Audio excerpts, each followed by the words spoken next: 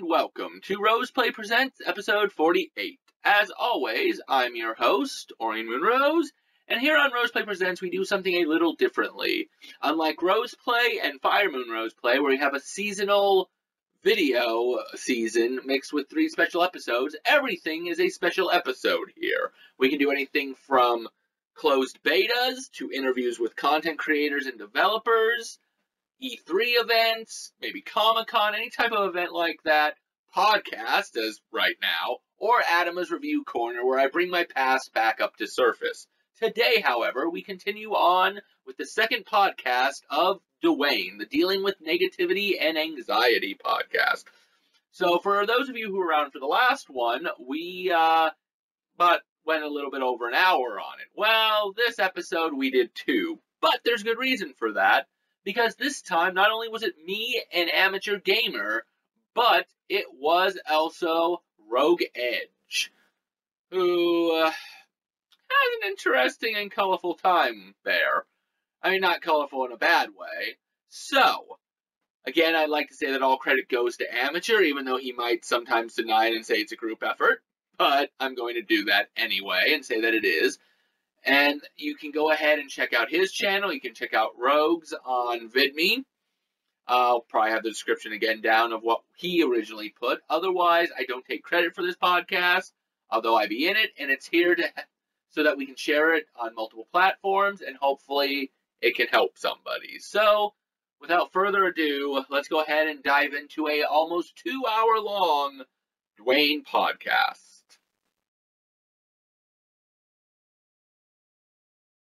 Hi everyone, this is amateurgamer, and we'll be returning to DWAAN Podcast. DWAAN stands for Dealing with Anxiety and Negativity, and as the topic suggests, we'll be dealing with some serious issues, and do note that we're not professional, we're just average people who are just talking about their own lives, their own perspectives and opinions, and if you would like to join along, basically, we have the Twitch here, we have YouTube, VidMe. Basically, we'll talk about at the end. And here, joining with me are 2 members. So first, we have Aurian from the first podcast. Say hi, Aurian. Hey again, everybody. And this time, we have a second member. And the funny thing is, he actually joined our group today. So we still have 2 other hidden members who will eventually show themselves. And our other member for this podcast is Rogue, and I'll basically let him do an introduction of himself and let him start off the podcast by discussing some things because he watched our first podcast and have some opinions and stuff, and I think that's a good place to end off. So Rogue, it's your time to shine. Hey, what's up, everybody? So you can call me Rogue Edge, or my name Jason Nova. Basically, come from a VidMe channel called Rebel Edge Entertainment, and so I was listening to the first podcast, and there's a lot of stuff that I personally deal with, and a lot of the stuff just kind of clicked with me after listening to the first podcast. Some of the stuff I deal with on a personal level is bipolar, PTSD, anxiety, depression, and it's stuff that's just throughout my family's history. Personally, there are some things that I know that you guys talked about yesterday. One of the things that I think Aurian, you were talking about, kind of just being at work and people not having your back. You always sitting there having their back and showing up for work. And I'm actually the reason why I wrote that down and took it in my notes is just because the simple fact is that's something I constantly deal with.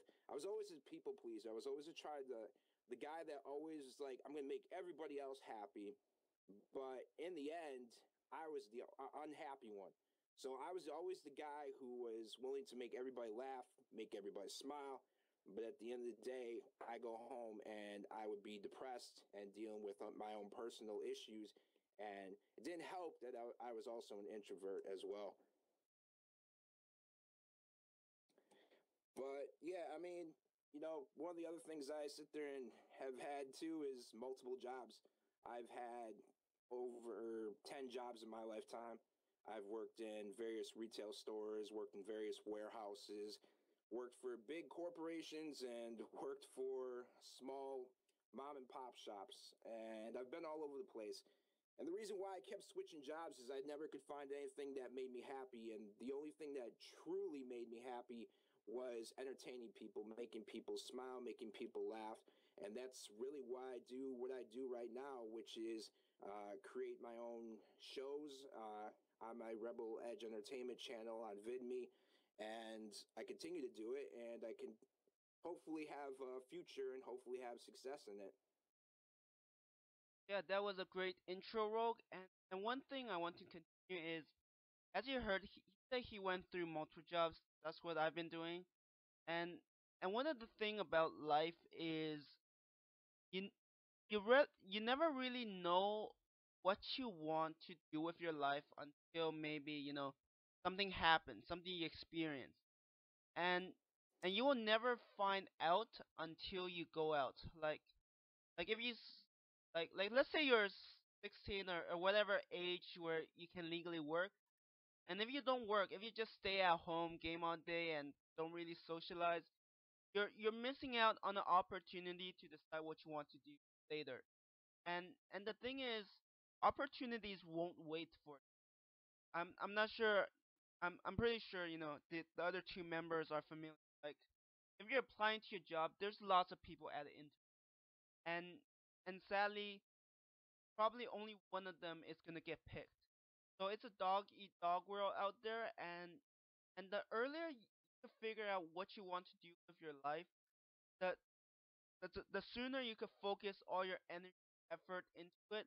And I remember near the end last time, like Aurian was talking about how he worked hard to even though he's scraping by, he worked hard to make a living off making videos and stream and all of that stuff.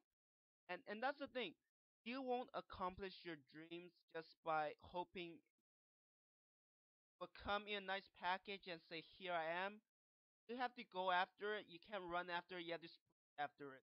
Because even though there's a dream with your name on it, it won't be easy. And for those of you who were wondering about our a little graphics where we have a mountain, like the reason why I picked it was because I see life as climbing a mountain. Like the moment you stop climbing, you're gonna slide down. So you have to constantly push yourself. Yes, sometimes you need a breather, but the moment you stop pushing yourself, you're gonna slide back down. And a lot of people, after sliding down multiple times, they decide, screw it, I'm just gonna stay at the bottom. And sadly, when you're at the bottom, you'll be seeing the people at the top reach peaks, and you'll be like, I hate my life. Now, do you want to add to this, Arian? Yes. Well, first of all, I'll go over to Rogue, and I'll go in order from what I have down. So yeah, we'll go a little bit on the worth. Well, it might as well be the worth, but we'll go through the work ethics and people. Now, basically, what I saw from most of my jobs, and don't get me wrong, like all I ever wanted to do with my life is something to involve video games. So especially the last job, I was definitely more of a in the entertainment section of a retail store, but the work ethic it pretty much goes like this. And Rogue's right in some senses. The good workers, they get worked to death. They get told to do all the extra stuff, whether it be because the bosses or the managers don't realize that they're doing that, or just the fact that the workers who don't do good won't do it, and those they come to us. But the problem is that the good workers, they suffer, and they're the ones that end up quitting. Where the good workers continue to fail and get more stress put on them, the bad workers are the ones that don't get in trouble, they don't have any problems, and they don't do any of the work, and then it always comes back on us because everybody knows we're the good worker. Um, So then, to go with the fact that what Rogue wants to do, starting up his show and everything and hoping that it succeeds, well, for one, my friend, I will help make sure that hopefully comes to happen because, in all honesty, especially after the last few weeks with what you've shown off between your graphic skills and your entertaining skills, you definitely deserve a spot up there to at least be given the chance to succeed the way you want to, maybe have a few better things happen for you, and at the same time, entertain people and get rid of that negativity that hovers so far over the internet like we've talked about. On to amateur, the staying at home and gaming all day aspect. Now, see, that's kind of funny that you bring that up, amateur, because honestly, that's all I ever did. Almost my entire school career. I would come home and just game 24/7. Didn't really care about having too many friends at school. I did have some, but it was gaming. And I do agree with you on the aspect of the fact that you can't just sit at home all day and do nothing, or you'll never know what you want to do. For me, though, personally, that was never a problem. For me, I always knew I wanted to get into gaming. I wanted to do something gaming. To this day, I still would like to get into something gaming, but the doors are not easy to get into through publishers, companies, like great gaming stores, or gaming stuff that's related to gaming. So, and that's one of the reasons why I also wanted to start my gaming channel. And it has expanded a little bit. You know, I do a few things that are special episodes, which, like I tell both Rogue and another member from VidMe, Warpath Gaming, I love the special episodes, top 10s, rants, promos, whatnot. And now we're doing a podcast, so it's kind of outside my realm for gaming, but at the same time, it's not, because I can also share some experiences like that. But knowing that gaming is what I wanted to do from the very beginning, I already knew what I wanted, so I could stay at home and do what I needed. But amateur is completely correct, that you need to get out there and most of the time experience life to know what it is that you want to be, want to do, want to help people with. And then, yeah, nothing comes easy. I work my butt off extremely hard trying to, post to 7, 8, some sites with the videos, hoping that it brings in some form of income. But it works. Like I stated last episode, it works, but it's hard. It's not easy. And albeit it's hard for me right now, and that's why I have to have that many sites. Hopefully at some point something picks up and at least I can make a steady enough income and not cool it down, but be able to focus a lot more on the channel, which I already do, but focus on it more than what I am now. Well, I just want to say, first of all, thank you for those kind words, man. I really appreciate it. And yeah, I mean, it is hard work. I mean, if you want your whatever your dream might be and to actually happen, you have to put in the work. I have a video that's about to go up tomorrow that starts my actual television show that I'm doing on my channel that I invested over 150 hours to make this video. Over 150 hours to make this video. And I'm putting time, hour after hour after hour. But you know when you're on the right path, you know when it's something that you love doing, when time is irrelevant. That's when you know you're on the right path. For me, it is definitely going back to work ethic and everything like that. Being around enough, having enough friends in retail that, seeing them kind of like they don't really care. Like they're just there to get a paycheck, and that's cool. But I think it comes from however you were raised or whoever, you grew up with, that there's a certain work ethic that you kind of obtain from those people that you're around. Because for me, both my dad and my mom have incredible work ethic, where my dad was working 2 full-time jobs just to make sure that we could have food on the table, that we could afford a house to live in and everything like that. And I was always the type of person that was like, I'm going to stay the extra hours, I'm going to work overtime, I'm not going to, I'm going to make sure I get the job done. And sure, I knew I was being taken advantage of, and that's why I had so many jobs, and that's why I kept moving on to a different job. But there's also that thing of knowing when there's a ceiling as well in a job. And I think that's some people are aware of it, some people are not. But for me, I am very self conscious of the fact that I know when I'm about to hit my head against that ceiling and I can't go past it, so I need to move on. And I think that's there's a lot.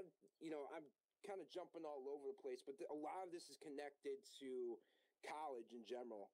And I feel like the college education system, where kids just come in at 18 years old expecting they know what they want. You know, I finally figured out what I want. I'm 24 years old. I finally figured out what I actually want to do with my life. 24. Kid walks into college at 18 years old, expects to know it. Some do. Some might want to be a doctor, a dentist, or a nurse, or whatever. Some people do, a lawyer, but a lot of people don't. And there's no course, to me, I've yet to see a course where it's like, we're going to train you to figure out who you actually are as a human being and what you truly want to do. They just look at glamorous lifestyles of celebrities who become rich for being basically doing nothing. And they were like, I want that easy life. And life is not that easy. So I don't know. To me, my biggest goal is since I was a little kid, and some people might think I was way too young. I started watching went on the E Network when I was 7 years old, but I wanted to be the next Howard Stern. I'm not even gonna lie, that's exactly the guy I wanted to be, and I still do to this day to have have a Howard Stern style show and run my own entertainment company, because I just got fed up working for other companies, because quite frankly, I want to kind of leave my mark on the world. I want to leave my own brand, my own legacy behind. Otherwise, it's going to be very hard. That day comes when, all of a sudden my days are numbered and I know it, and I didn't leave that legacy or that brand behind. I'm going to be very disappointed with how my life turned out. And that's what I strive towards, to make sure that I'm happy when that day comes, that it's all over. Yeah, like I want to add some things about the school system. I agree it's not perfect. I mean, I know my co-hosts are from US. I'm from Canada, but even the school system is not that great. Like to be honest, I feel the things you need from school, language skills, that's a must. You must be able to communicate, write, read, and also some basic math. And I think other than those two, the other stuff are really stuff that if you want to go to college or university, otherwise you don't really need them to go through life.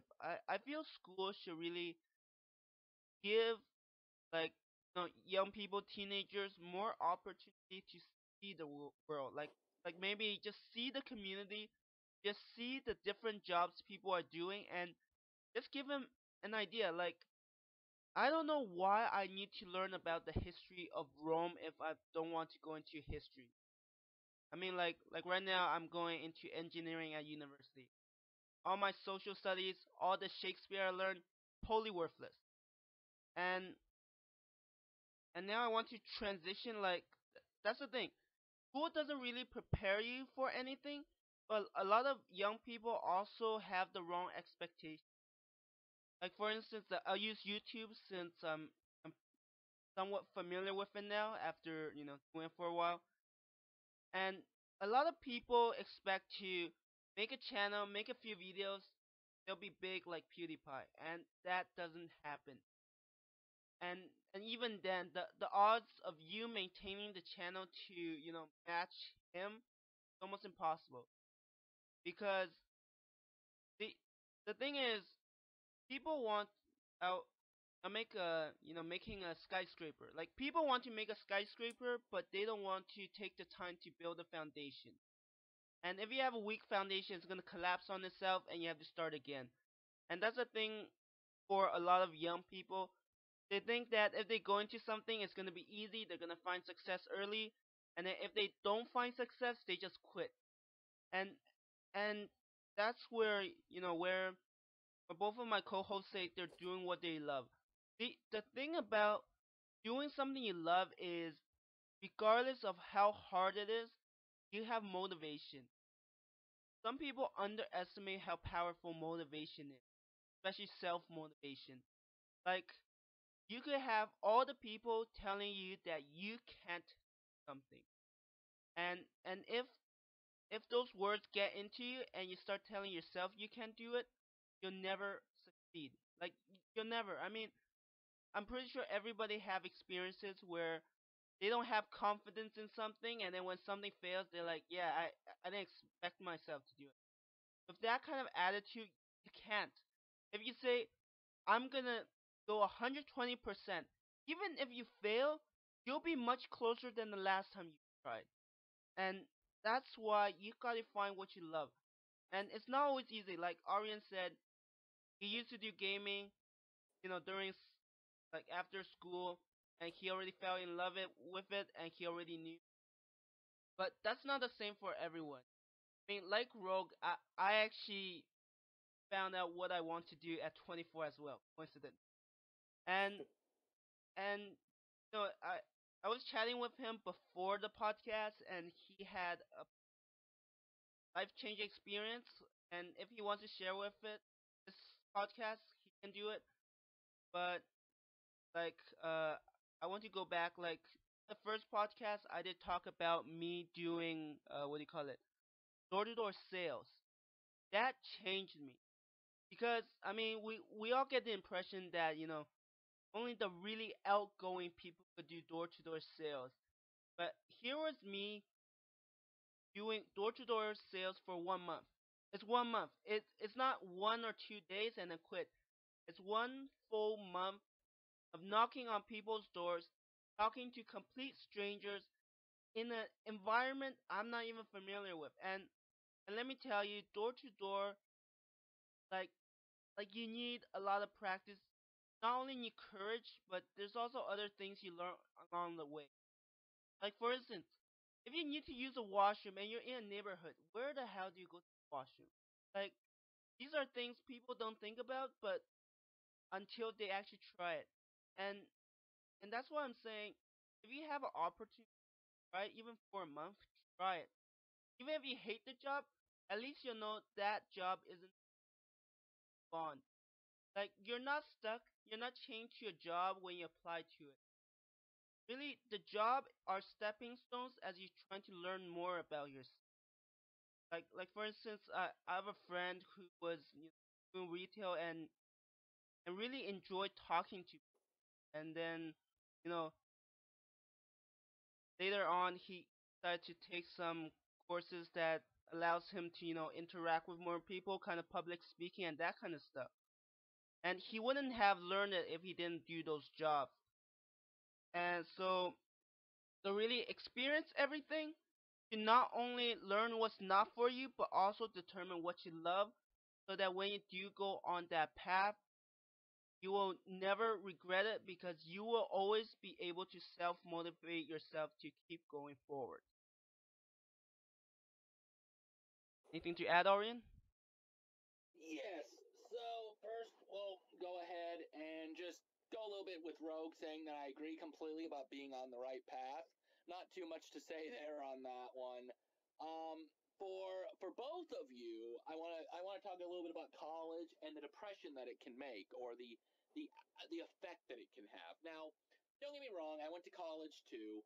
Uh, I had my own reasons for going. I took random classes that would help in different fields of different forms of gaming because I had a book at the time that showed like 99 jobs you could get into for gaming and what classes you need to do it. And the one thing that I agree with is that you need to know what you're doing when you go to college for multiple reasons. The big one is nowadays especially there used to be a time when people would say that if you have a college education, you will do better in any job than anyone else, no matter what field it is. That includes retail. It's still somewhat true, but I really feel that college is not for everyone anymore. That it's not as necessary or needed as it once was. It's kind of pointless in some retrospects, unless you have certain things that you're going for that need certain classes or something. Like Amateur said, the fact that classes kind of some things you need, some things you don't. If you're going to become like an architect, why do you need to learn about literature? What good is that honestly going to be? Sir, how do we put up this 2x4 girder to make sure it stands? To be or not to be? Um, sir, that didn't make any sense. Figure it out. It's a mathematical equation. That's poetry, sir. Just do it. I mean, and the thing is, where it gets into depression is, first of all, you get kids who will come in, like I think both of you said, at the age of 18, not knowing what they want to do, and sometimes they quit, sometimes they don't. But sometimes they finish college thinking, well, now I got a college education, I can do anything. And instead, all they've done is amass a debt that takes years, decades maybe even, to pay off. And then by the time they paid it all off, they're like, wow, I wasted my life going to college because all I ended up wanting to do was be in retail. I thought that would help me get ahead, and instead I'm 40 years old now, and I've got a 22-year-old punk being my supervisor. So, I mean, I really don't think college is as necessity as it used to be unless you're specifically know what you're going there for, and it's needed for college, that you need to be able to get into the college to be able to do whatever you're going to do. Architects definitely need to take college courses, and they tell you exactly what you need to take to become it. But I think college is a big stress for students. I mean, even if you do know what you're going for, and I'm pretty sure when we get back to amateur, if he wants to talk about it again, I know he's touch-based in it in his normal series, but there is a lot of issues going on and stress that you have to worry about in school, and sometimes it's all for nothing, and sometimes it's not. It's dependent. Now on to, let's see, amateur. Now coming on to amateur specifically, people going on to YouTube and becoming the next Pews. Yeah, a lot of people think they can just post a video or two and they're going to become famous. And then after like a month or so, sometimes a month, it depends. I've seen people quit early, but they just up and quit. There's just nothing for them. They're like, no, I'm not succeeding. This is stupid. I'm not making money. Well, you know, it shouldn't be about money that you're going in there for, first of all. You should have a passion for the YouTube videos, not the money. The money comes second. But no, failing and trying again is an important necessity in life as much as it is for me in gaming. I'm not sure who on this podcast who's watching it has watched any of my videos, especially, I guess a lot of the Bid Me people haven't seen my Evil Within playthrough yet, but the Evil Within that I've been playing, there's so many times I should have just quit and said screw it. I should have left it be, move on to something else. But my whole point at the end of the episodes are keep gaming, never give up. Granted, it, you know, right away it looks like it's just supposed to be about gaming, that you should never give up in gaming, but it has a double meaning. You know, keep gaming doesn't have to necessarily mean video games. Sometimes keep gaming is about life. Keep having life. You know, never give up. So again, the reason why I game and don't give up, even on the hardest difficulties that I show off, is to show people that no matter how hard it gets, no matter how depressed or angry that you may get at it, if you keep trying, hopefully you're going to succeed, or at least find some way to survive it and move on. So keep gaming, never give up. It's for life in general, but it works great for the show. I just wanted to add something to a few things. Basically, the whole PewDiePie thing and the YouTube star thing. The one thing I wanted to talk about is something I talked about in the past with, like, do you guys know what e-girls are? Basically, yes, I've also seen I've also seen your video on the e-girls too. Yeah, I mean, to me, it's gotten to a point where people are so desperate to get any attention or fame, they're willing to degrade themselves to the point that they are not thinking long term. And it's funny to me now that just seeing how YouTube is going right now, and I saw this coming 2 years ago because one of the people I idolize is Warren Buffett. And Warren Buffett is a guy who says, always look into, basically just always pay attention to the people who are coming and going in that business. Always pay attention to the model. Is it run the exact same way year in, year in, year out? Basically, are the same people there that started the company there now? And YouTube, I knew 2 years ago that they were going to change to do exactly what they're doing now. which is going to position themselves to become advertiser friendly. Because if you think about it, Google only makes its money with YouTube because of ads. They do not make any. They don't make any money. I mean, you do not have any of these YouTube personalities paying a spot to be on a YouTube channel. All the money is coming from advertisement. And I knew this was going to happen, and now you're starting to see basically the people who are willing to degrade themselves, and unfortunately a lot of it was female related, degrade themselves on YouTube, are going to have no future, because once YouTube is gone, what do they got to do next? And it's just sad to me that, sometimes it's just not meant to be, and you need to know when to leave and find what's really meant to be for you. Sometimes, being, on the radio, sometimes being an entertainer, sometimes being a musician, whatever it might be. That may be some hobby that you absolutely love to do, but you're not so amazing at it that you know for a fact somebody's going to be willing to pay you.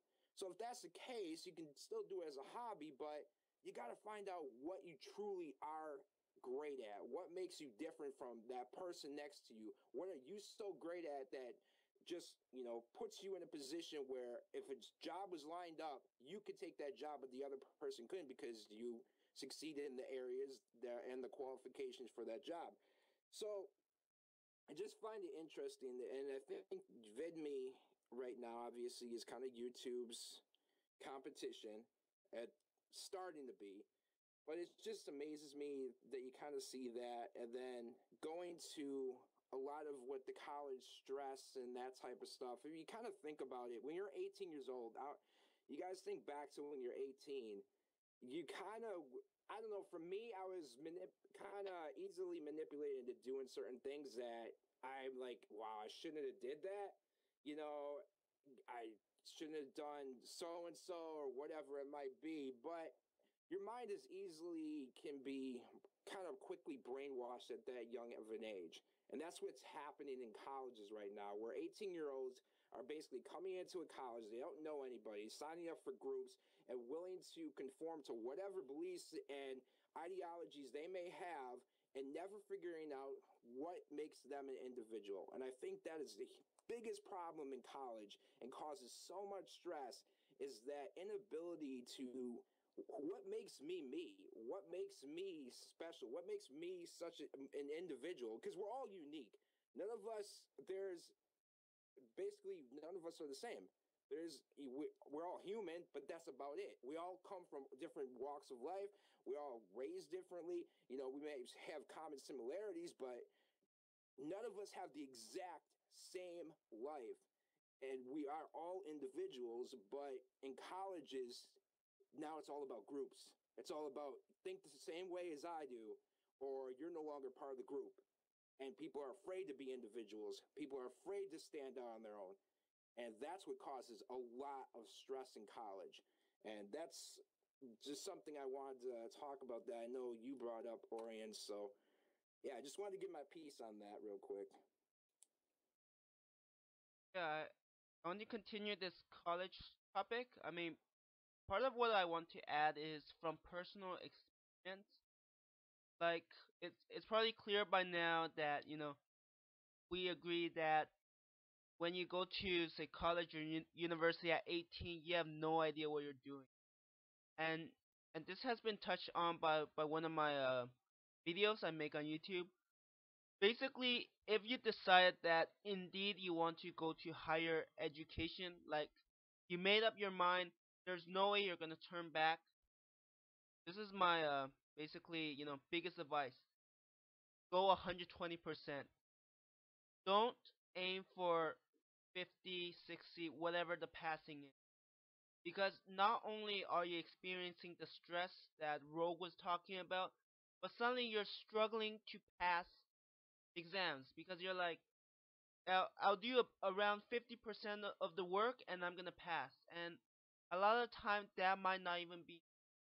So, if you're gonna get stressed from college life as it is, might as well go full out in school, learn as much as you can.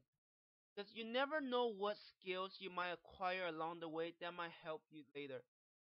Because people who have done job interviews, you know that, you get asked questions, and if you could find a really intelligent way, a really creative way to answer it, your odds of getting picked is much higher. So since you're already spending time, the money, the effort going to school, might as well go all out and make the best use, because the money you have to pay back with time, you'll never get back. The effort, you're not getting back either. So might as well make the most of it and basically get the best result back, so that even if you don't go into the field that you're supposed to go into with that college degree, at least you gain so much from it that you might be able to apply it to other things. Because even though we talk about, jobs have their own degrees, there are some areas where they kind of uh, they overlap. So if you gain certain skills, you might just able to transition to something else. And really, going to school, I feel your end result should be just open up more paths. I know that you might be getting one diploma, but really you're trying to open up more paths, find out who you are, and really decide on where you want to go. And the other thing I want to touch on is kind of related to what Rogue was saying about thinking about short term, and I want to discuss about short term versus long term. And and this kind of brings back to something that my parents always told me, and for you, for most of you who don't know, I, I can't remember if I talked about in the first podcast. We were immigrants to Canada, and my parents had a really rough time trying to raise me up here, and I'm really grateful. And one of the things they basically taught me that I should have realized, but there's a difference between hearing it and actually listening to it with your heart. And basically what they're saying is that you want to endure hardship while you are young, so that later in life you could enjoy the fruits of your labor. And that's a short term versus long term. A lot of people want to, have fun while they're young, go to parties, do whatever, basically be carefree. But what happens then? Like, they might flunk out of school, they are doing the worst jobs, they can't get ahead, they get negative, and and for people who know about negativity, once it takes root, it grows so quickly. And the thing is, once you're in there, you're almost like in a vicious cycle where you just can't come out. And sometimes you do need a hand, and that's partly what we're trying to do here. Like we're trying to offer our hands. If someone take it, we'll pull them up. We can't help them walk the rest of their path, but at the very least, they'll be standing, because if they want to move forward, they can't do it like on their stomach. They will have to get up and walk, run, or sprint. So what we're trying to do here is basically offer our hand. If they take it, we'll pull them up. If they want to continue, at least they'll be in a better position. And and back to short term versus long term. What do you want to do? I mean, you could have all the fun when you're young, but do you really want to pay the price later? Like, I feel like in life we have a certain debt that doesn't involve like money or credit, all of that.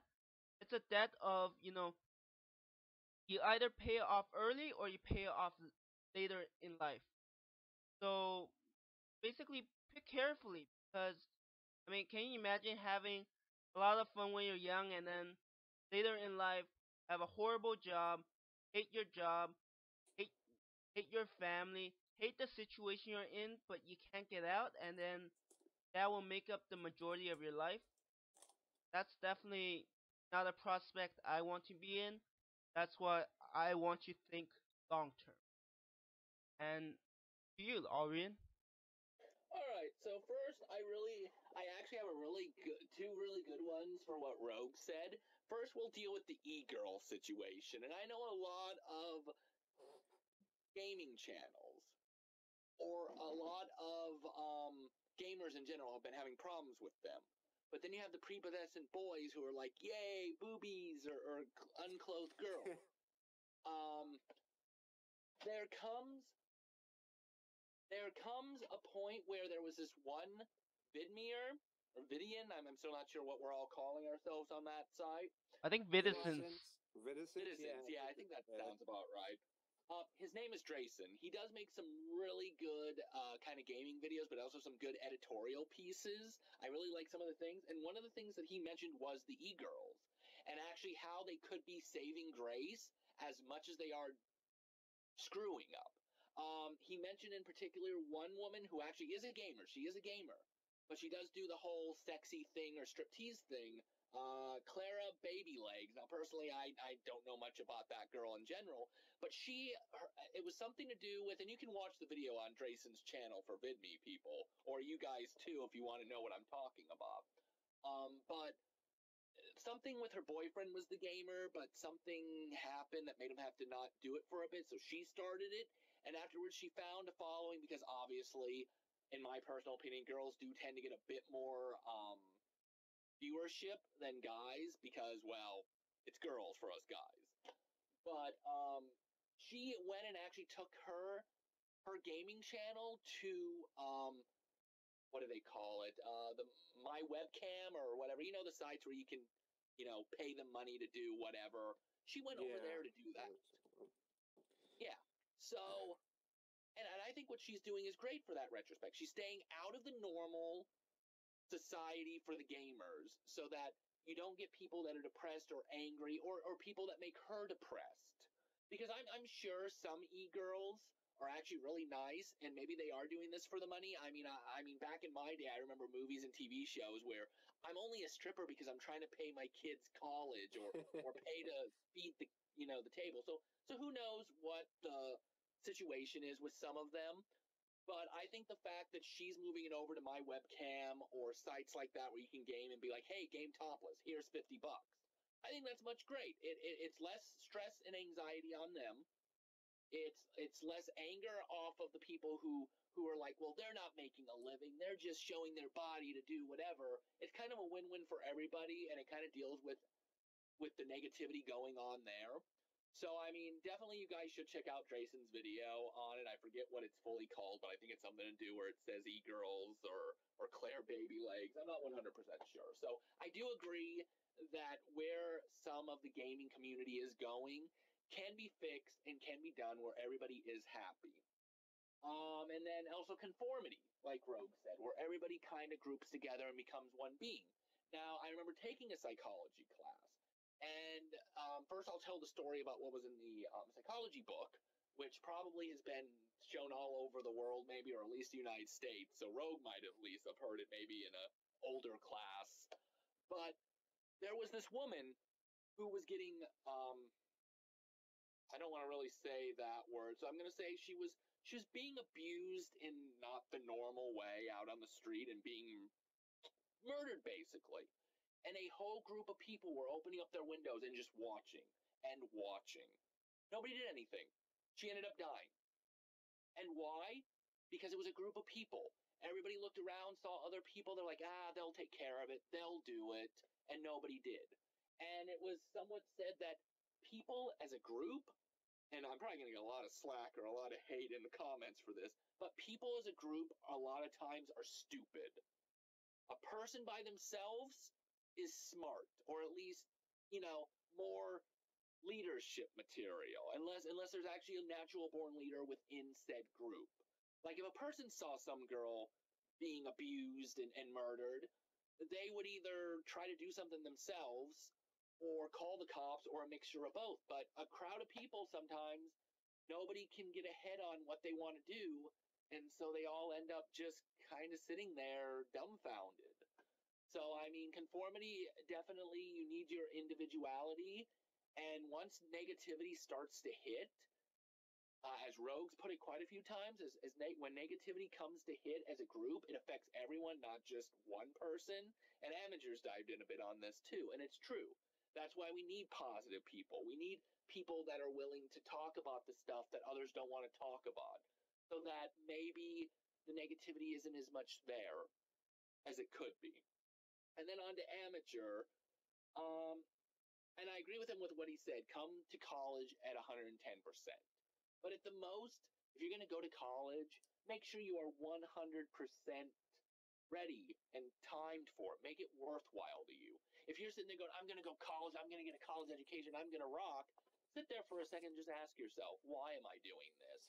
If you can't come up with a good answer, I'm not saying don't go to college. I'm saying take some time to figure it out. Choose what you know is right for you, or take time to weigh the good to the bad. Because like I said before, with the whole stress of bills and stuff, a debt is not good for college. Unless you got a scholarship, in which case, well, then do whatever you want, mostly because you're pretty much getting it paid for. But for the ones who do want to go to college, but maybe it's like, well, I just graduated high school, I'm going to go straight to college, don't have an idea in mind. I took a year off when I graduated high school. A lot of people say, oh, well, once you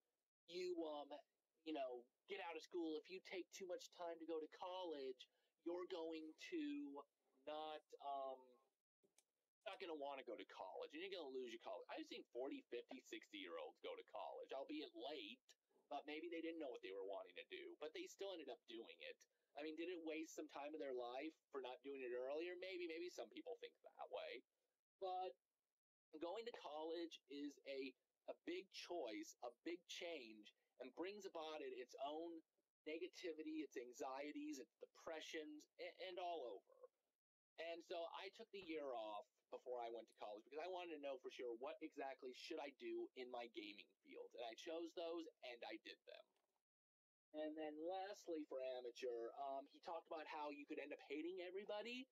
And that kind of comes back to what I said on the last podcast, where I would come home and rant about how bad the job was, to the point where everybody that I talked to, for family at least, was like, just shut up. We don't want to hear it. We know it's bad. Just quit if you want to. You could also not only hate everybody, you could also get everybody to hate you, or your parents to hate you, or friends, just because, you're not, I guess, taking chances, but at the same time, staying there long enough to see. I mean, I worked in the job for almost 2 years. So, I mean, it was just getting worse day after day. You need to know your limit of when you should quit, if it's that bad, where it's starting to affect people as well as yourself. One of the things I haven't really talked about, but was my own college story, which is I went to, now it doesn't exist anymore, ITT Technical College. So this is the college I went to. I actually did the same thing that you did, Aurian. I took a year off after high school to try to figure out what I wanted to do. And I got into just kind of media. Like, I wanted to do something in entertainment. I wanted to do something in broadcasting, television. But I went to ITT Tech. And I strongly recommend to anybody who does decide, who goes to college, make sure you're not going to the college just because your friends are going to this college. Make sure that you actually do your research, do your homework. Do not just go to a college because, oh, it's a popular college. It may be a popular college, but whatever you're going there for may have some of the worst teachers for that course or that education or that field that you're going for. But anyway, I went to ITT Tech for basically a degree in multimedia. I wound up, for the 2 years that I was there, before just wind up dropping out at the end, which was stupid because I still have to pay on the loans. But college doesn't exist, so I guess it doesn't matter. At the end, because I taught myself everything. I literally taught myself everything in every single class. So we were using 3D Studio Max, we were using Maya, but I was teaching myself Mudbox, I was teaching myself Premiere, I was teaching myself Photoshop, I was teaching myself Illustrator. I was teaching myself I was educating myself completely. So essentially, I was paying over $40,000 to educate myself. And it's just so silly to me that I think a lot of people that go to college do so because I hear this a lot. My friends are going to that college, so I decided to go to that school. It's like, well, why are you going there if your friends are going there? Who cares? At the end of the day, it's not your friends that are going to sit there and give you a career it's going to be whatever, your education, how well you trained at that school. That's what's going to get you a career. And, you know, I just found it interesting in the fact that I go to that school and now it's gone. And I just see a lot of these colleges starting to get in trouble because a lot of these colleges are demanding safe spaces and people are getting frustrated. People are getting angry because essentially teachers are even demanding safe spaces. It's closing doors on any, communication. And initially, college and institutions were started because you came in there, you learned something, but you also voiced different opinions. You voiced your, own concerns, and you sit there and had conversations with people you didn't know. You had conversations with the instructor, but because of these safe spaces that some of these colleges across the United States, I think amateur. I think they're even in Canada, I'm presuming, because from what I sit there and hear on the news, they're doing it over there too. These safe spaces have essentially closed a lot of doors of communication, and it is screwing up the entire education system. And this isn't just in college. This is actually starting in grade school. They're actually doing this in grade school now.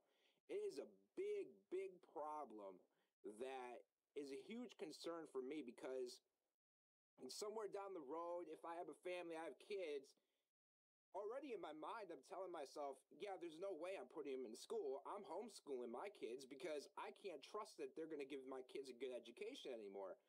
And imagine, if I have kids, 5, 6 years down the road, I can only imagine it's going to get worse than it already has. And it's just seeing this transition go from being open doors, open communication, hearing all people's opinions, whether you agree with them or not, to all of a sudden, no, you disagree with me, close the door on that person, shut them out, they don't belong here, all these riots, certain people coming in trying to, Ben Shapiro, I don't know if either one of you know who he is, a very, very intelligent person, does speeches, constantly gets protested against, and a lot of his stuff makes sense. He doesn't sit there and doesn't use any racism. He doesn't sit there and go in like how they like to perceive everybody as almost like a Nazi nowadays who disagrees with certain people. But it's just ridiculous. I'm so fed up with the college education system and how it is, and that it just seems to be getting worse. And it's all because of this safe space mentality that this country and other countries seem to want to have. But the truth is, as somebody who was bullied and picked on throughout grade school, throughout high school, I can tell you right now, being bullied and picked on, a lot of people might think I'm crazy for saying this, but it made me a stronger person. It made me more independent because I had to deal with the bully on my own. So I had to stand up for myself, and it made me a stronger individual. There's a lot of stuff that I've dealt with throughout my life that if I wasn't bullied in grade school and high school, I probably wouldn't even survived it. And a lot of people look at bullying as such a bad thing. It is to a certain extent, but it also sits there and helps people grow. It makes certain individuals into who they are. Even Warren Buffett was bullied essentially kind of by his own mom because his mom had a mental disorder. It was basically bipolar, where she would flip out on him and she would just bully him and abuse him. And that it made him a stronger person. It made him want to be more independent. And we just see that as something like, oh my God, anybody who's bullied or picked on, automatically that person needs to be protected. That person needs to be taken. No, just let that person walk through life just a little bit. You don't have to sit there if they're being, kicked and punched and all, then you step in. But if they're just being bullied a little bit, sometimes it's not a bad thing. And sometimes at the end of the day, it's those people that deal with that throughout their life that become the stronger individuals, actually become the leaders of the country that we live in, or the Canada or wherever. And they become leaders in businesses and organizations, become the entrepreneurs, all of that. So, Yeah, so I definitely want to expand on that. Well, first, I don't know if there are safe spaces here. I haven't heard of any, and I hope I won't see any until I graduate. And and it, I mean, I have heard about it. I have seen YouTube videos on it, and it is terrifying that some people aren't willing to take criticism. And sadly, that's not how the world works. And like like one trend I'm seeing is that a lot of people are kind of anti immigrants because there are various issues. Might be the immigrants are richer, or it might be them taking the jobs. But I mean, let's use my family as an example. My parents brought me over to Canada when I was only 5. So at the time, their English was like basically they met the minimum level to like I'm not sure if people are familiar, but you immigrate to like Canada and I think for the States as well, you have to pass a certain English level before they say okay, you're allowed to come to the country. And and that bit of English is not good enough. And I'll explain why. Like my father was he graduated as an engineer in China, and our family was doing pretty well. But what happens is they want me to have a better future, so they brought me over. And the thing is, they had to work a lot harder to get the same things as you know, let's say families who are established here. And the thing is, when you have to work harder, that means that you're also searching ways because there's a difference. There's working harder and there's working smarter. I mean, a lot of people like for let's say for construction, they can work hard all day, they'll be exhausted, they'll still get paid the same. But if you're working smarter, you might find ways to, maybe rise up the ranks easier so that you won't put as much strain on your body. And I feel that when you're put in a situation where it's so much tougher, where life just isn't going your way, you'll be looking for ways to basically do the same thing, accomplish the same thing.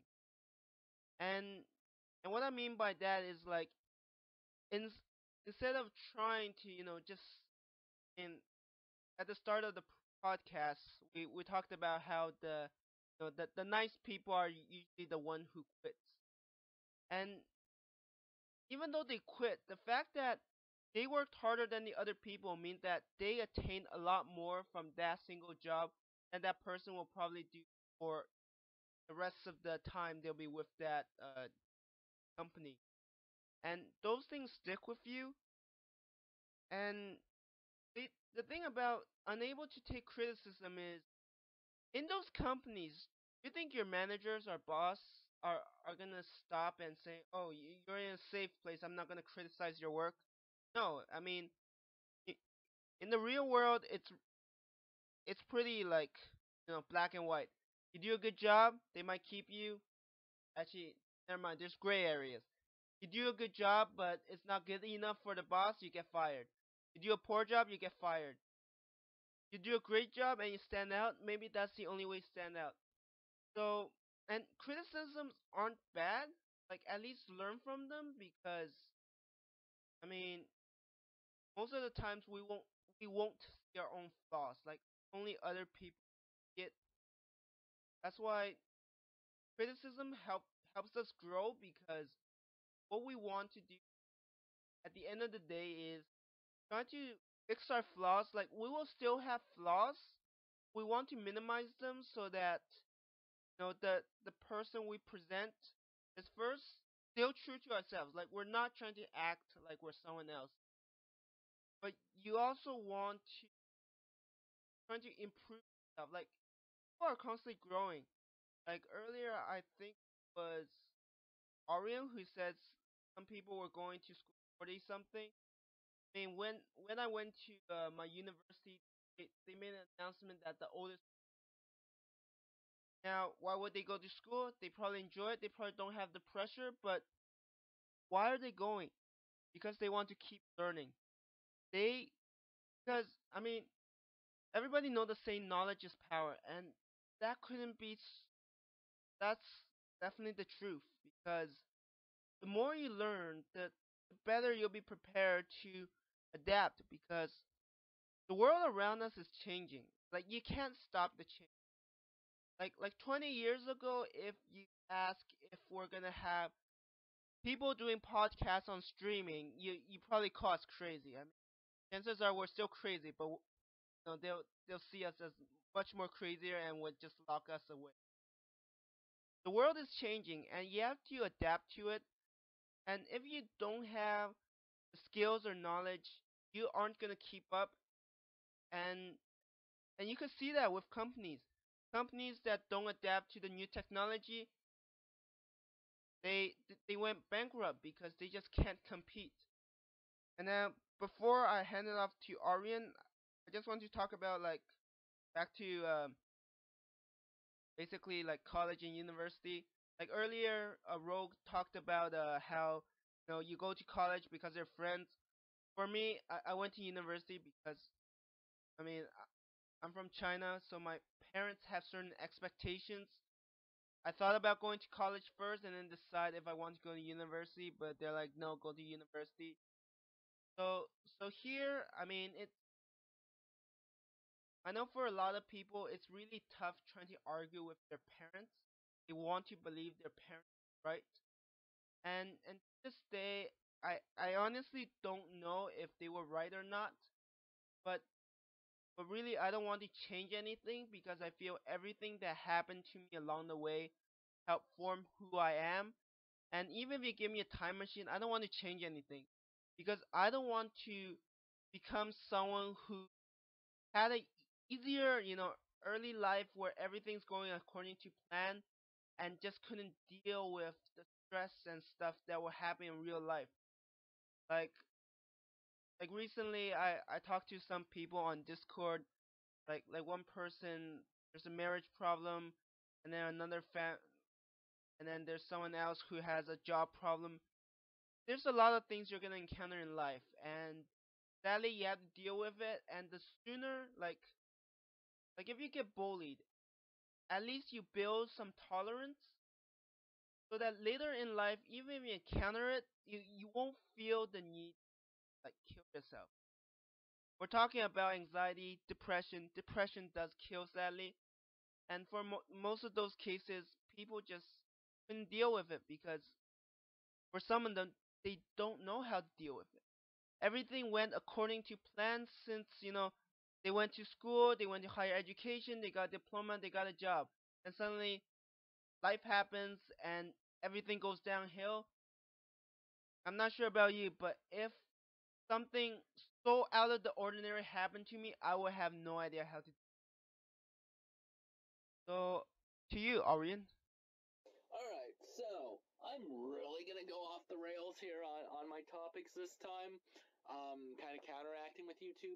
And what I mean by I'm gonna go off the rails is that a lot of what I'm gonna say is gonna sound really crazy, but there is meaning behind it. So even if I sound like I'm completely lost it, hopefully at least you guys or somebody out there understands what I'm at least trying to say, even though it might sound extreme up to a sense.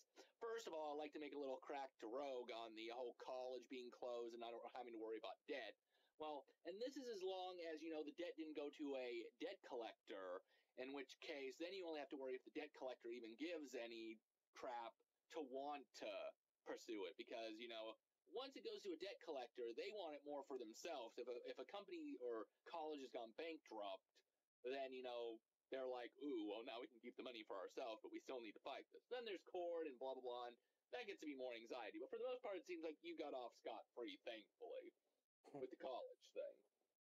Now, Rogue also mentioned about the homeschooling because of, everything that's going on with the school system. I don't know if I want to fully blame the school system, and this is where I said I'm going to go off the rails a bit. I honestly think a lot of this generation's problem is their parents and their parenting skills. Now, I don't necessarily mean this for everybody because obviously there's great parents out there, but I've noticed, especially with this latest generation, that kids are a lot more snottier, meaner. They don't respect their elders, and that's not going to get them far in life. And because of this, let me see here. Because of this, it just kind of comes back to the whole fact of it gives older people a lot more anxiety having to try to deal with a younger generation. But at the same time, it teaches us, and this kind of goes back to both of them in a sense about evolving or moving on, is that, hopefully, the generation that's maybe around Rogue's age and around Amateur's age, they've seen kids like this. They've seen how bad they can be. So now when kids are going to be born this generation, they're probably going to be great parents. And so, I mean, it's a negative thing that the parents aren't really doing with their kids this generation, or maybe I don't know. But even though it's a negative thing, evolution is a positive thing for us. And a good example of this is that some people are like, oh, I wish I was a kid again, or, oh, God, somebody comes up to you and they're like, God, you're such a good person. I wish I could clone you and keep you myself. Well, I mean, I'm not quite sure how far cloning's really got. I know there was Dolly the sheep, and I can't remember if she started off as a small little lamb again, or if she just started off like Dolly did.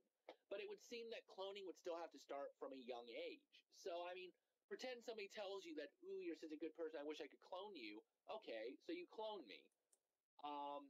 First now you got to take care of me your own way, which means already my parenting mechanism is different because I had different parents raise me.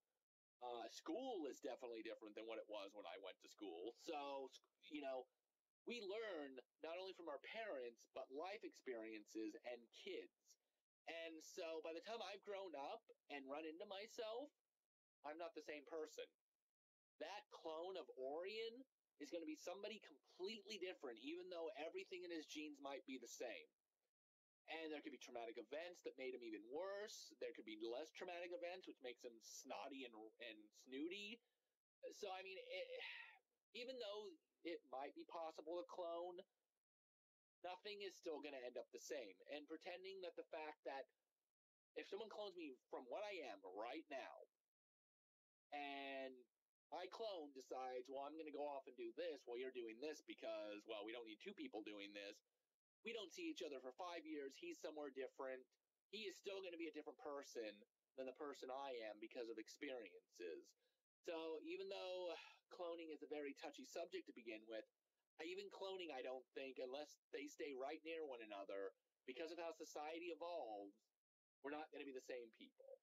And so then for Amateur, he stated that, a lot of bad things happen, and Rogue kind of mentioned, bad things too make you stronger.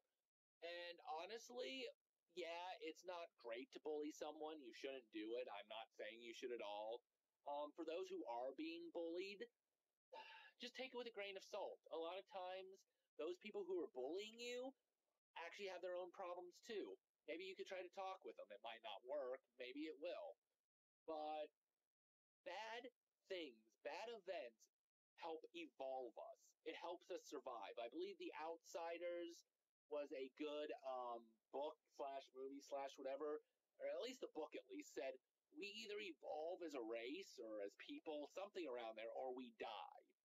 And, some people can't handle it. And I don't know if it's because the evolution thing that Darwin stated, where, the strongest will survive. But I want to say that, bad things do evolve us, hopefully for the better. Doesn't always work out. But if we at least, take it with a grain of salt, look at it logically, or try to get help, which again is what this whole show is about, is letting everybody know that you're not alone in this. We all have different ways of dealing with things.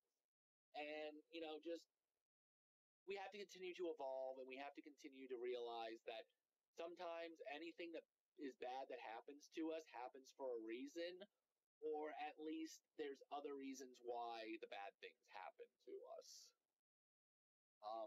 Lastly, as a joke with Amateur, since he said that knowledge is power, as many people would say, the really crappy Batman Forever movie, The Riddler, for if knowledge is power, then a god am I. And it's kind of a joke just to throw that out there, but he's right. The more knowledge you have, the more you're going to possibly succeed. That's being in college, life, just life experiences or everything. Knowledge is always a good source, and that's one thing the internet is good at sometimes if you know how to use it correctly, like we delved into in the first podcast, is that and Rogue even mentioned it a little bit, being able to go up and search anything that you want to be able to find something.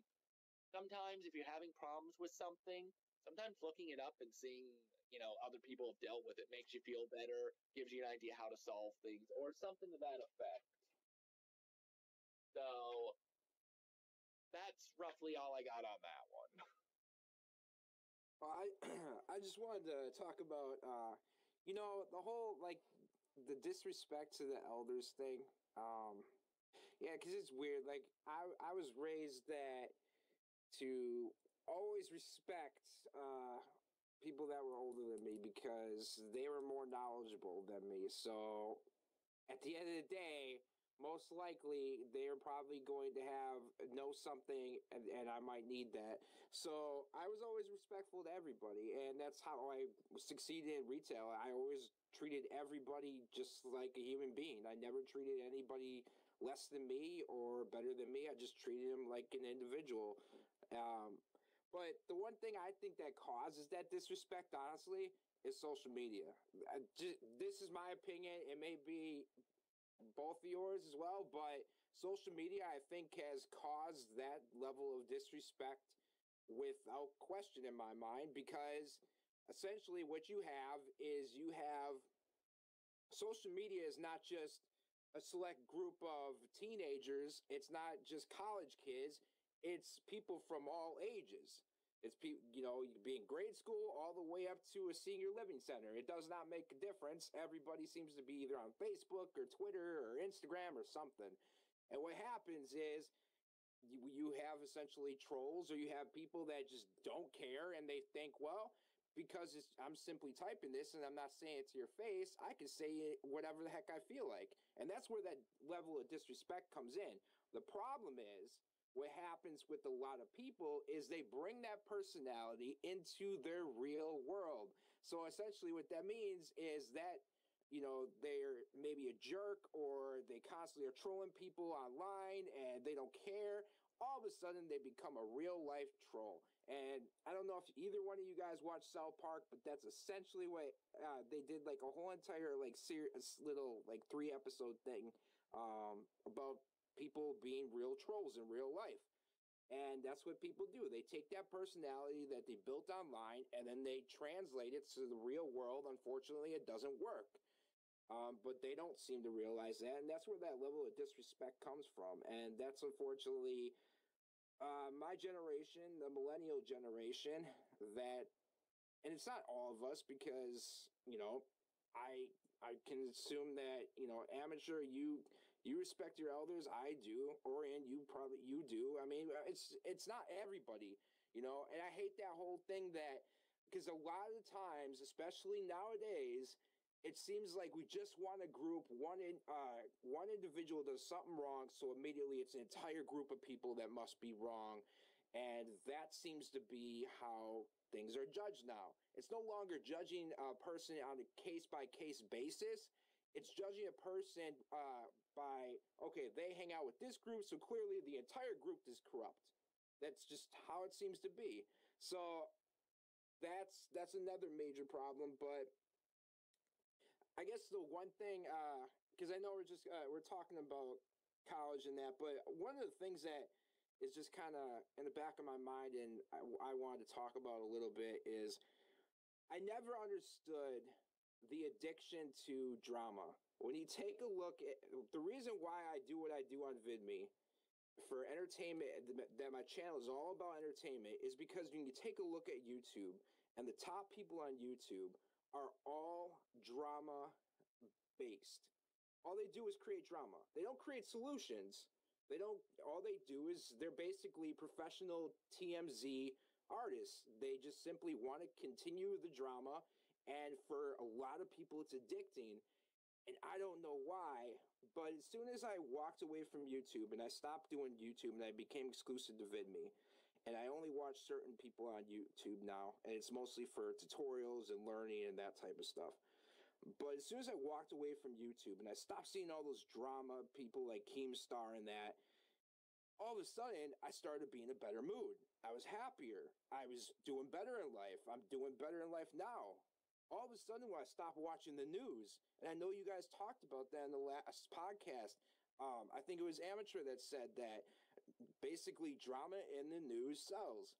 Well, so does drama on YouTube. That's what sells as well. And I don't get the addiction to it. And I don't understand how people don't get this. Like, if you walk away from it, if you pay attention, stop paying attention to it. You don't have to be ignorant to what's going on in the world around you, but you don't have to take all of your focus and pinpoint it directly to that.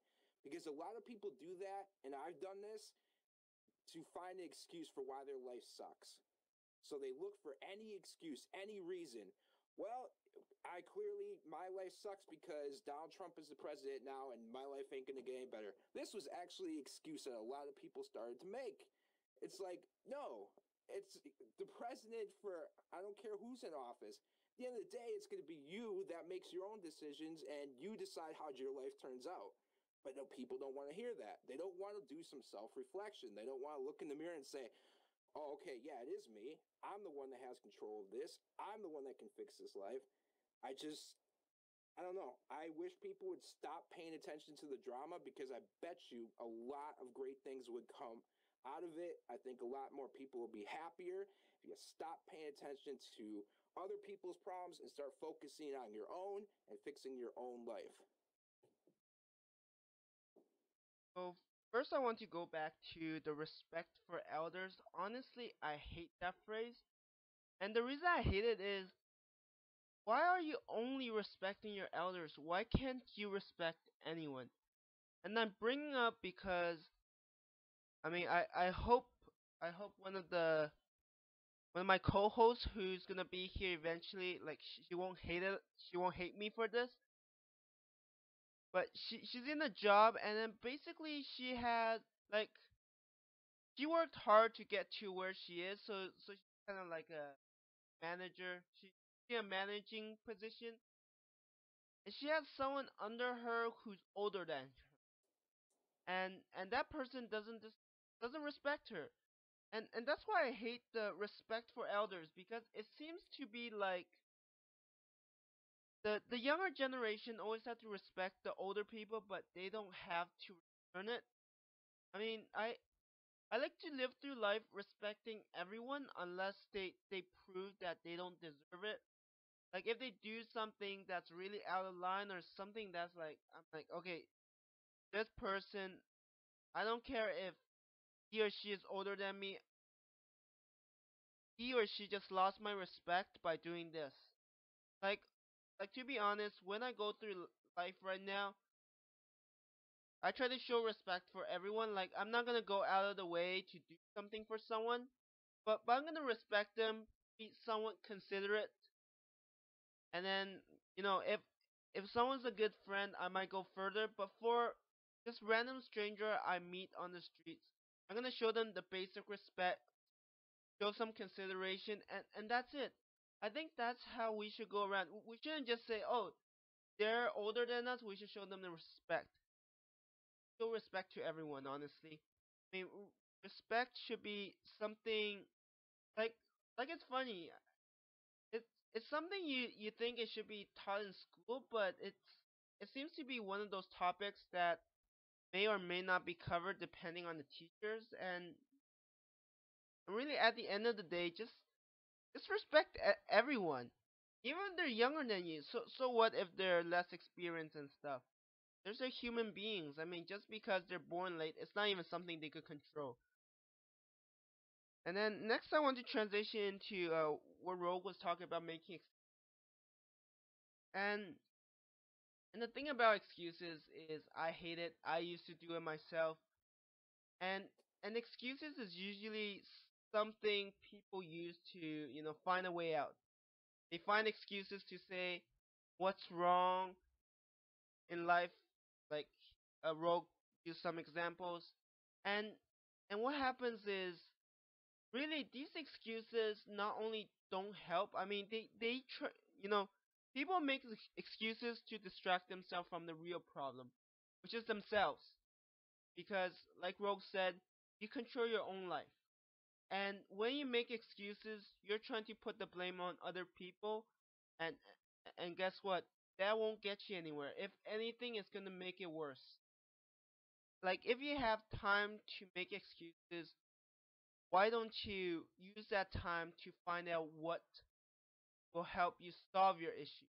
Instead of finding about, oh, what stopped me from doing, how about ask yourself, what could I have done to have succeeded? Like you're kind of asking the same question, but you're changing the wording. Like when you put the question where you could lay blame on other people, you'll never ever go to the root. And I feel that people have a lot more control over their lives than, like for instance, if they have the belief they could do it, they won't find like for instance, some people like, I don't have enough money, I don't have enough time. And well, let's use the time as an example. I mean, I'm still going to school. I'm currently like studying for finals. It's the month where finals are. But like when lectures were still taking place, like I have a 3 hour commute there and back. That's 3 hours that I'm not getting back. Like yes, I could make I could make an excuse saying, "Oh, I don't have enough time for YouTube or all of that." But really, in the end, it's really whether or not I want to do it. Like if you don't want to do something, you could come up with a million excuses. You'll never run out of excuses. That's how easy you can make them. And sadly, too many people are making excuses, and in the end, it hurt them so much. They keep making excuses. They don't learn from it. When you put the blame on yourself, you start looking at, as opposed to, I don't have enough time, you start thinking, how do I create more time? And one way I did it, I sacrificed some sleep. Yes, I sacrificed some sleep so I could do recordings, so I could do my daily uploads. And daily uploads is not easy, I can tell you from experience. There's always a way. You just have to find a way.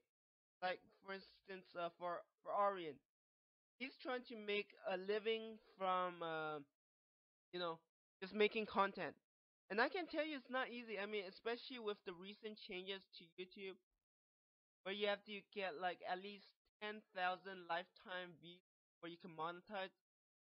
Like Aurian was relying on the monetization to scrape by, and now YouTube's doing something to, basically screw him over. Now, if Aurian wanted to make excuses, he could say that, oh, YouTube screwed me over, so I can't make a living. No, he's still working hard. He's still trying to find ways to do it, and a lot of people just give up at that point. And as you can see, the thing is, like me, Rogue, Aurian, we are all still struggling. We're not success stories. Like a lot of the motivational videos you watch or hear, they're from success stories, but sometimes you just can't relate to them because they're at that next level, so it feels like there's lack of connection between us. And that's the main reason why we're doing this podcast, because what ends up happening is you're just hearing us average people trying to create a better life for ourselves.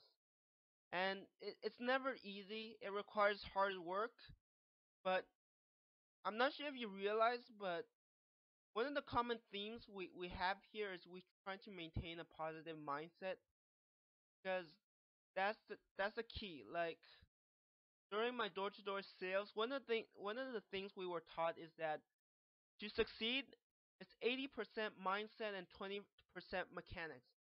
Mechanics is so how you knock on the door, how you talk to the people, how you try to, sell them or whatever you're trying to do. 80% is your mindset.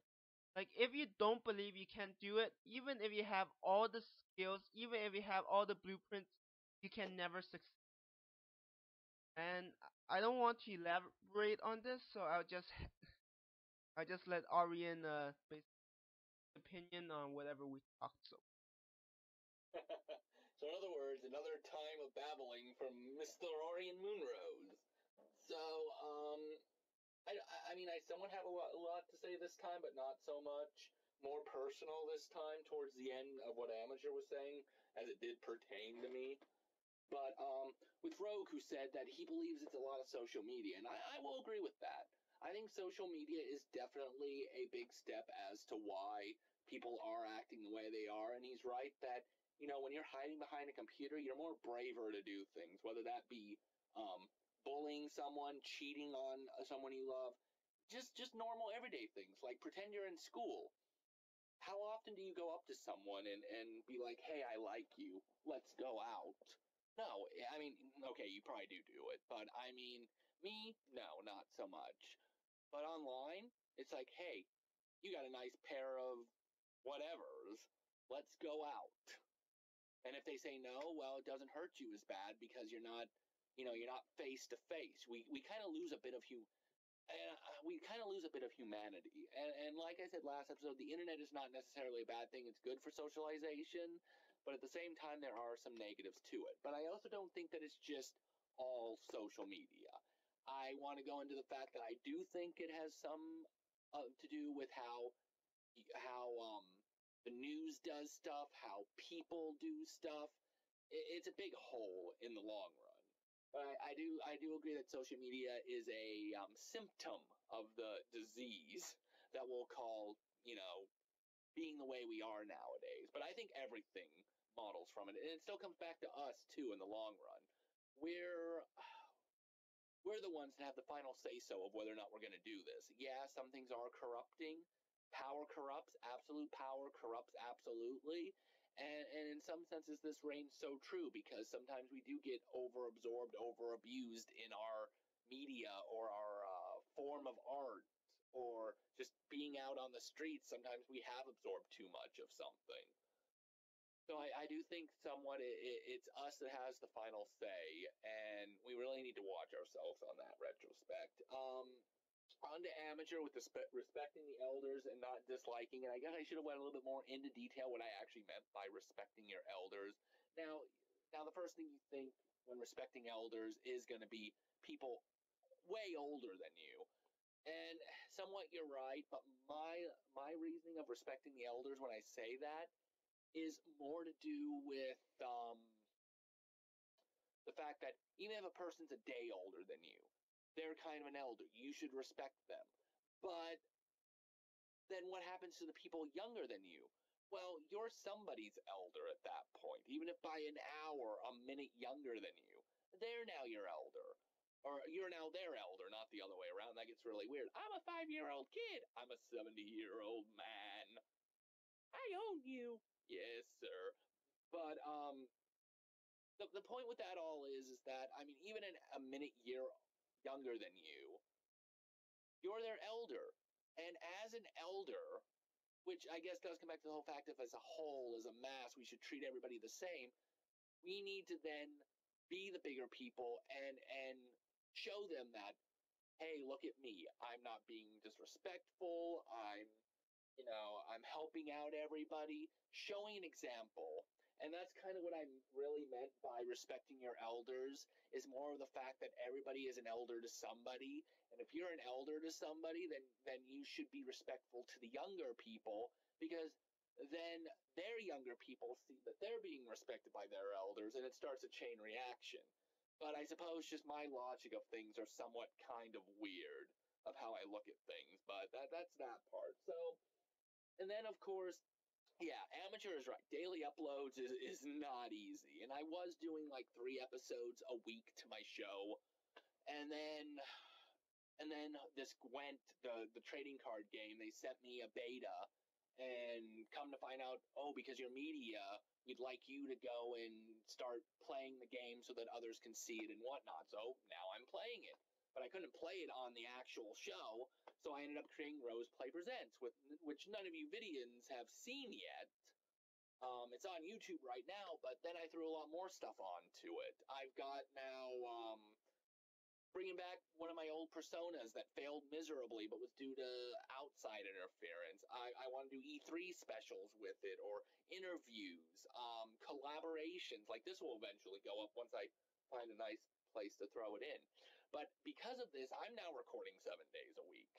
And so, yeah, it's not easy to maintain a 7-day-a-week schedule. I mean, even if all I'm doing is recording a game, it still can take a lot out of you. And plus, you know, you want to get somewhere, you got to continually try to say something, whether it be funny, insightful, thoughtful, or just trying to fill the empty space between the areas. And yeah, Amateur was talking about how YouTube has kind of, I don't want to say screwed over, because I mean, I've heard their reasoning for it, and it's not necessarily bad, but they weren't fully thinking about how they were doing it either. I mean, YouTube is basically doing it because people are abusing it, stealing people's content, and making money off of it. So it's not the people they want on there. But at the same time, I'm not going to defend YouTube because, at least in my opinion, it's a slowly dying platform. I mean, at least from its former glory. VidMe is what YouTube used to be. YouTube is now its own entity, and it's trying to do its own thing, and more power to it. And I think VidMe is what's going to become the next YouTube. Hopefully not to the extreme, but only time will tell on that in the long run. But yeah, them taking away the 10,000 view things with someone who's been on there for 2 years, it's like, you know, they should have a list, but of course they don't, because YouTube doesn't answer back too much. I know when they did this whole 10,000 view thing, they just, I think, sent out an email, or not an email, a tweet. It's like, wow, a lot of people didn't know what was going on. But they're not the only ones. I've had trouble with Facebook. I've had trouble with Microsoft lately. And this is where I get more into the personal aspect quickly. Facebook ended up getting rid of me.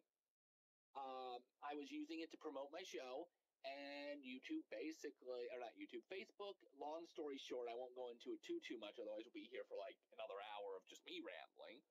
But Facebook basically didn't want me to promote my videos, promote my site, because I was making money and they weren't receiving any of it.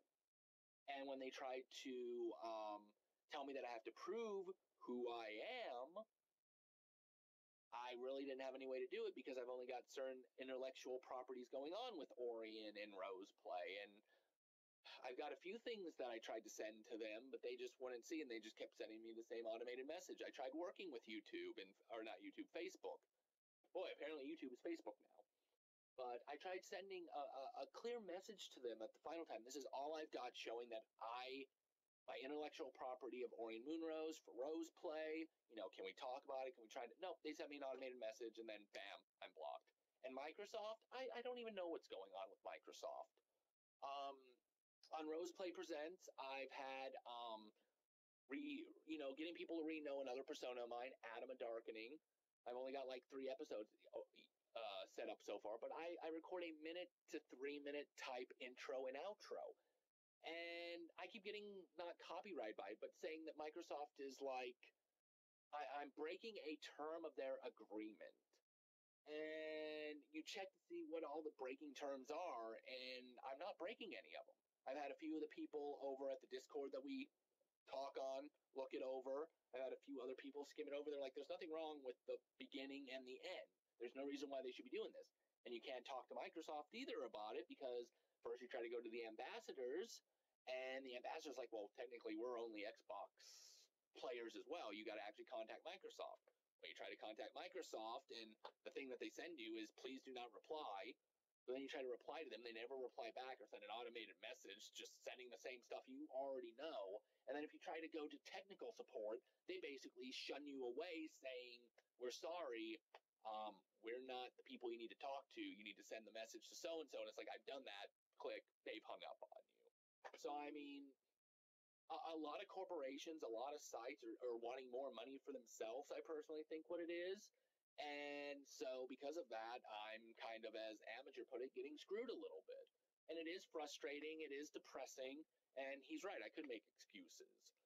In fact, I kind of do in my own head, and sometimes I do vent a little bit to like him or a few others. But I mean, at the end of the day, I'm not going to sit here and quit doing what I'm going to do. They're pretty much going to have to, what do I want to say? I don't want to say anything too drastic with this one. I don't want them to basically destroy my channel. And I mean, I've talked to Amateur about it a little, where I might have to move fully to computer because, you know, too many more strikes, I might get banned from Xbox altogether for just doing what I'm doing. But I mean, right there shows a good sign of just persevering and never giving up. And yeah, you're going to be depressed. You're going to have some anxiety and be worrying about it. But as long as you keep at it, so far I haven't had too bad of an issue. But since he brought up the whole personal thing with that, I thought I'd go in depth with it a little bit more. But that pretty much ends that one right there. Yeah, I'm kind of glad you actually brought up like the YouTube. The first thing I want to say is, all three of us are pretty dedicated. I mean, I get maybe 4.5, 5 hours of sleep a day. That's basically the max, 5 hours, because I'm so focused on trying to make what I'm building, which is a brand, successful. Like this is all I'm focused on 100% of the time. Now, the one thing with YouTube, and the reason why like I left YouTube, is just because of simple one, copyright strikes annoy the heck out of me. I can't deal with them. I feel like it limits your creativity and what you truly can do with a video, which is why I love VidMe so much, because anybody who watches my videos will know that I do use just music that I love personally. I use video clips that fit the mood in a certain video. And if I ever were to upload any of these videos to YouTube, within 5 seconds I would have it taken down because of a copyright claim. So that's the one thing I love about VidMe. The one thing that worries me about VidMe is because, and I love the team at VidMe. I'm not going to bash the team at VidMe, and I know they're still growing. They're a small team. They're entrepreneurs, just like somebody like me or anybody who's trying to create a channel, and build it, all three of us building our own brand, building our own thing. And that's what the creators at VidMe are doing right now. They're learning as they go along. They don't know how this is going to work out, but they're just learning. But the best thing is that they are actually talking with the creators, and they are communicating with us all the time. I mean, I send messages to them, and within literally like an hour, all of a sudden I got a response back. That's fantastic. I've heard even Philip DeFranco over at YouTube doesn't get a response, and it takes him like a week to get a response from YouTube, and he's one of the top people on YouTube. So that's a good thing. The problem with VidMe that worries me, I will say, is the subscription model. This is the reason why it worries me. Now, for me, I have a business plan in place. I can be set up. I know exactly what I'm going to do with the subscription model. I know exactly how it's going to function. I know exactly how I will, anybody who pays to subscribe to my channel, what they will get the benefit of paying and subscribing to my channel.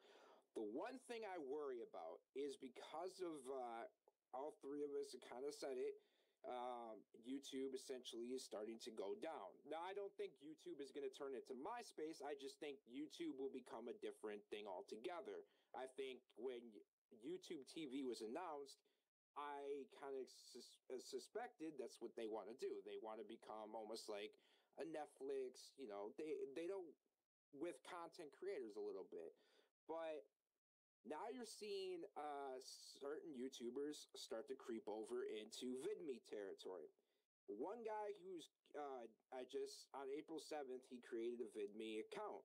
And within seconds, he got verified real quick. I wouldn't expect any different. But this is a guy who has over 100,000 people subscribe to him on YouTube. He's complained about YouTube in the past, and now he's on VidMe. This is the one thing that worries me, is you are going to have people coming from YouTube over to VidMe with a following already established. Now you can take a look at people like Maria the German who have a great following. You can look at Warpath Gaming, who's definitely a big time leader of the VidMe community, and he's stays in constant communication with VidMe. He does a great job at helping out creators and all that stuff. But you're gonna see certain people from YouTube come over with a following, all of a sudden going to try to take advantage of that subscription based model. Now this is where the problem comes in. Eventually, the money well is going to dry up. There are going to be only so much money people can throw around to subscribe to certain channels. And sure, if somebody is just doing this for a hobby, they're just doing it for fun, they're just doing it because they love to do it, that's fine. Then that's okay. For me, this is a business. For me, this is a brand. And the one thing that worries the heck out of me is that well drying up because of these YouTubers who decide, oh, okay, well, now we can make money on VidMe, and we're going to make money from YouTube, and we're going to make money, take away the money that the VidMe people who have been here since, like me, since December, I don't know how long, amateur Aurian, how long you've been on VidMe? I've been on since December too. I joined the 29th of December. Okay. I joined like January. Okay. So, I mean, we're pretty close, pretty close at around the same time we started, And the thing is, you're going to have these people that are going to come in, and I can almost guarantee this person who came from YouTube that's got over 100,000 subscribers, what's going to upset me is if he somehow becomes a featured creator on VidMe and he just created an account. That will upset me because to me, it should be the people who were there first and the people who have been trying to build VidMe up and have been working so hard. All three of us, all the creators who work so hard to make VidMe more and more popular, who share our stuff, who sit there and get VidMe's name out there, who constantly praise them, all of this. All of a sudden, you're going to have people from YouTube coming over and bringing their following, and now they're going to try to dry up the well over here. That, to me, that worries the heck out of me. And the other thing, too, is I wonder, when money becomes involved, that means copyright becomes a problem as well. Because I wonder if some of my videos, because I use some music that, I still give them credit. I write in like in the summary, hey, this is a song, this is a song. But that doesn't stop YouTube from copyright striking people's channels because they use a certain song. You can list it all you want. They will still give you a copyright strike. Heck, if most times people upload Nintendo videos to YouTube, they get copyright claimed by Nintendo of Japan. It's not Nintendo of America that does it. It's Nintendo of Japan. But that worries the heck out of me with a lot of what's going on with VidMe. And from what I'm hearing is I'm gonna get more information. Warpath has been talking to me. We're gonna get some information. VidMe is gonna start talking more about this and what's going on. But I don't know. Every time money gets involved, certain things start to change a little bit. And this subscription model is a cool idea, but when you start to get big time YouTubers seeing dollar signs and basically from another source that they haven't tapped into yet but have a big following, they're going to come over and they're going to try to take over. And what me and Warpath have talked about is we sit there and said, listen, the best thing that we can do is we have to stick together as a community, because if we divide as a community, we're going to be screwed when these YouTubers try to sit there and come over and take the money and we're building this up. I mean, that's really what we're doing. We're building up VidMe with all the people that are showing up, all the creators, all the users who just want to watch our videos. I don't know. I don't know how you guys feel about it, but ever since I heard the subscription model, it's just worrying the heck out of me right now. And it's something that I hope is explained relatively quick, because I don't know. I mean, I'll go to you, Amateur. What are your thoughts on it? I'm actually on the fence right now. Like,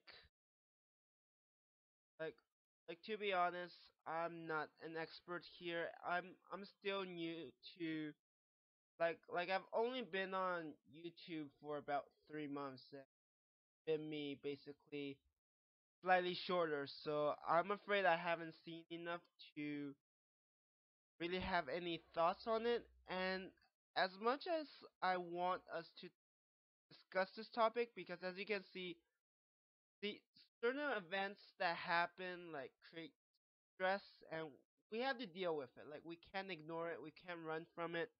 We just have to find a way to deal with it, adapt to it. But sadly, looking at the time, I'm afraid we actually have to come to an end for the podcast. I know it's not the greatest timing, but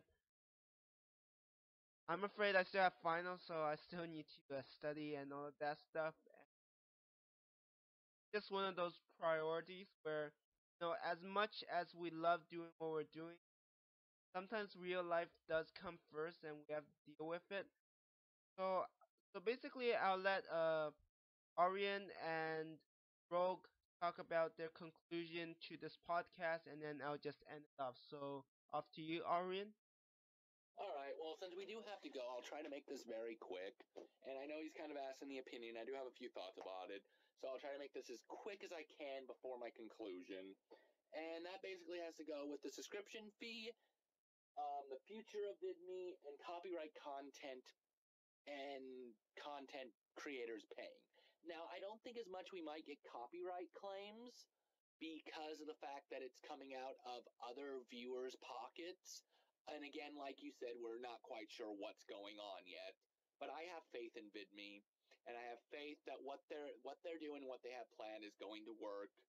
That we're all just having stress and anxiety over it, the ones who are worried, which obviously a lot of us are. So this last part basically is to most of the community of VidMe who's freaking out and worrying. I don't think we're going to have an issue with the subscription fee and the well running dry. Will we have the well run dry? Well, sort of. If all the big YouTubers do come over and everybody's spending their money every which way, well, then that's less for the other content creators. And okay, granted, fine. Doing it for fun, fine. But here's something to think about too. A big YouTuber does come over, brings, we'll say, his 3 million followers. We'll say PewDiePie comes over tomorrow. That would be interesting, but we'll say PewDiePie comes over tomorrow, and he brings all his followers.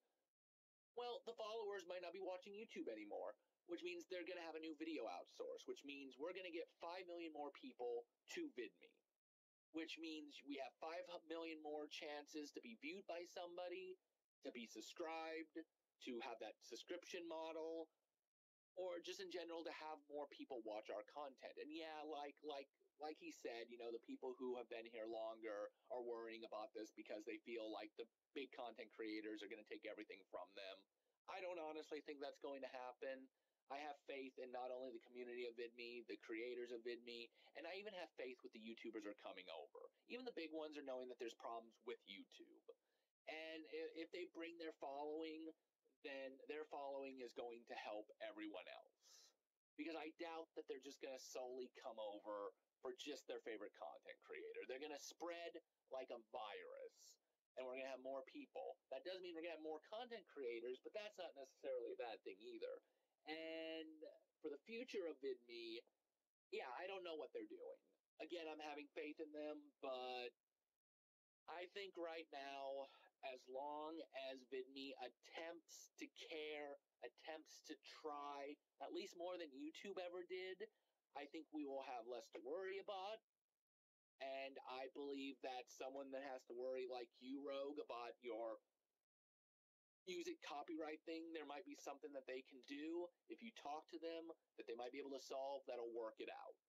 But in conclusion, everybody has stress, everybody has anxiety, and right now, from what I've heard from Rogue, who has more contact with the Vidians than I do, because I really only talk to a few.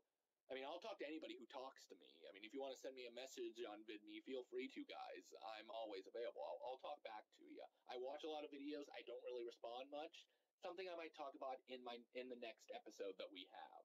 I might talk about my own anxiety when it comes to commenting on videos or whatnot. But I feel that I guess the VidMe community is worried about a lot of things right now. We need to take it in stride one day at a time, have some faith in the VidMe creators, and the creators of VidMe, my fault. And I do think we need to stick together as a community. And I'll leave it as that, as I felt like I took longer than I should have. Alright. Well, yeah. Only thing I want to add is I do have, for anybody who wants to check out the Rebel Edge Entertainment channel, the first episode of the Rogue Edge show will be up on my channel. It's a television show that I started on my channel, and it's going to be a 13 episode series. I'm always uploading content. If you're into entertainment, if you're into goofy things, if you're strictly entertainment, that's all you get from my channel. I used to do other stuff, but all I want to do is entertain, make people laugh, and have a good time now. So if that's something that you're looking to brighten up your day, check out my channel. It's definitely worth it. All right, thanks, Rogue and Aurian. And basically, I'll try my best to, well, not try my best. I will link their channels in the description, so they'll be on YouTube and on VidMe, so that you could definitely check them out. I mean, on YouTube, I'll probably give you Aurian's YouTube channel and VidMe his VidMe channel. And since Rogue only do VidMe, then that's easy. Only one link. And yeah, basically, as you've seen from this and the last podcast, we're just trying to have conversation. We just talk about things. It's a really chill atmosphere. So if you want to join in, just leave a comment. I mean, just share with us because we won't judge. I mean, we have quite different lives leading up to the present. Seen a lot of stuff, and we have at least two other members who will eventually join us, and they have their own stories, and that's what we're trying to do. I mean, in addition to giving people a hand if they need it when they stumble, we also want to share stories so that people know that they aren't alone. There are other people facing challenges in their life, and really, even though like on the internet we're all strangers, might never even see each other, we're still caring human beings, and if someone messages any of us or leave a comment on our videos or anything like that, we'll definitely respond because we know how important it is to have someone care, have someone give us support, and just someone help us get through the toughest point in our lives. So that'll be it for this second podcast, and I appreciate everyone who has reached this point. I mean, this podcast is approaching 2 hours. If you reach this far, I thank you because we are trying to deal with serious issues with kind of a chill attitude, but these aren't taken lightly, and the fact that you reach this far means you do want to maybe learn more, or trying to learn more about us, or trying to engage in the conversation. And I really thank you for your support, and hopefully I could the three of us could see your comments, and hopefully you can even join us on Twitch, and we'll try our best. I mean, right now I still don't know the schedule, but I'm hoping to do this fairly regularly. So thank you once again for coming, and yeah, I hope to hear from you soon. Thank you, and this is Amateur Gamer, and I hope you have a good one. Bye.